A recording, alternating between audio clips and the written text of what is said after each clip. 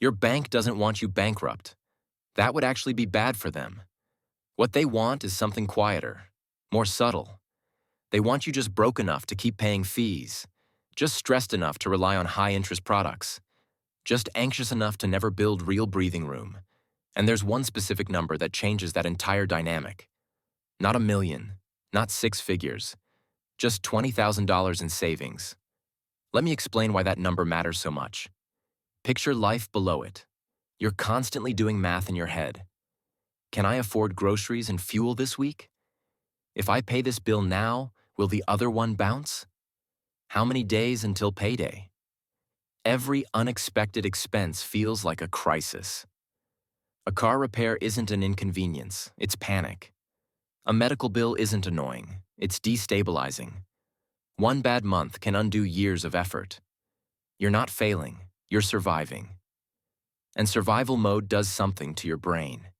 It keeps you tense, reactive, short-term focused. You're always bracing for impact. That's where a huge percentage of people live. Not because they're irresponsible, but because the margin is too thin. What no one tells you is that there's a threshold where the feeling changes, where the stress drops sharply, where emergencies stop feeling like disasters. For most people, that threshold is around $20,000. That's roughly 4 to 6 months of expenses, not a token emergency fund, a real one. With that buffer, most single emergencies are handled without debt. You don't need to borrow. You don't need to scramble. You don't need to panic. And something interesting happens when that fear quiets down. You start sleeping better. You stop checking your balance obsessively. Money stops being the loudest voice in your head. But here's the part nobody says out loud. Once you hit that level, you become much less profitable to your bank. Banks make a shocking amount of money from people who don't have a cushion. Overdraft fees alone generate billions every year. Your account dips a few dollars below zero, and suddenly you're paying a fee that's bigger than the mistake itself. Multiple charges clear while you're negative, and it stacks. I've seen people lose $100 in a day just for being short on timing. But when you have a real buffer, overdrafts disappear. There's always coverage. That revenue stream dries up. Then there are desperation products. When you need money urgently and don't have savings, your options are terrible. High-interest credit cards, personal loans with brutal terms, payday loans that trap people for years. Desperation removes leverage. You don't negotiate. You don't shop around. You just need cash now. But with $20,000 in savings, you're never desperate. A $2,000 emergency comes from your own account. No interest, no fees, no profit for anyone else. Credit card interest is another quiet drain. Many people carry balances not because they're careless, but because they're using credit as a substitute for savings. They pay minimums. Interest piles up. Once you have a cushion, that stops. You pay the statement in full. You use the system without feeding it. The industry actually has a term for people like that. They call them deadbeats. Not because you don't pay, but because you don't generate interest. Then there are account fees. Monthly charges that vanish once you maintain certain balances. People living paycheck to paycheck rarely qualify consistently. So they pay just to store their money. With real savings, those fees quietly disappear too. But the biggest shift isn't mechanical, it's psychological. Financial stress makes people impulsive.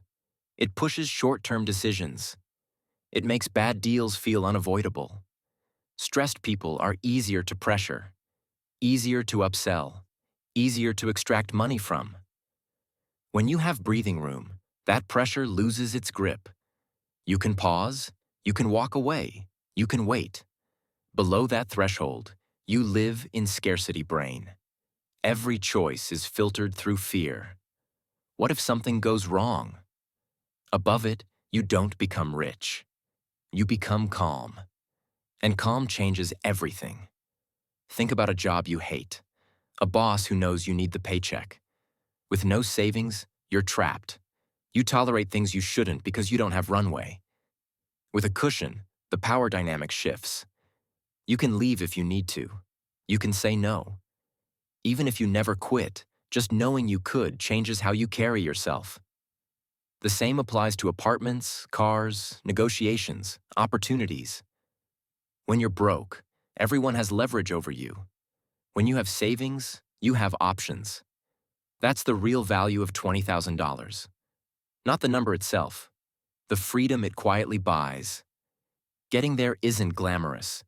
You start by finding the gap, even a small one. $50? $100.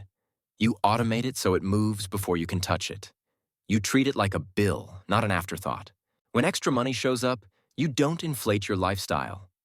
You feed the buffer. You cut one thing that doesn't actually improve your life and redirect it.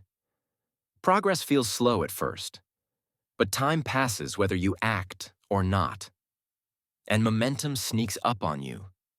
The number grows. Your confidence grows with it. 20,000 isn't wealth. It's not the end goal. It's the line between survival and stability, between reacting and choosing, between being a product and being a customer.